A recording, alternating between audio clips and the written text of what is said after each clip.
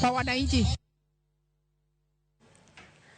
Nyakorongo jonko ke county mano mabungoma tiri nyake weche matimre county makajiado.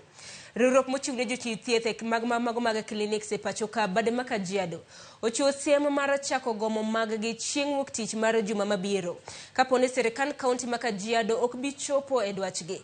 Kotelnegi kod jakom margi giwacho ni gisebedo ka giloso gi sirikal county makajiado to twak makamano lwar ewi Luanda. Moko kuom dwaro magidwaro en mar mondo mi oidhgi e ngas kedo gi nok jochiw thieth kaachiel gi koso chiwo omenda mawinjore ochiwne jodongo.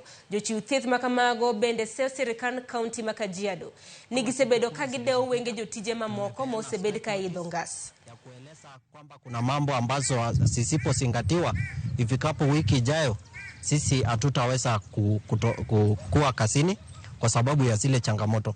Na changamoto ambazo zimetajwa katika ile barua, moja ni issue ya promotion and resignations, na ya pili ni mambo ya shortage, na ya tatu ni kwa mambo ya uzeeni.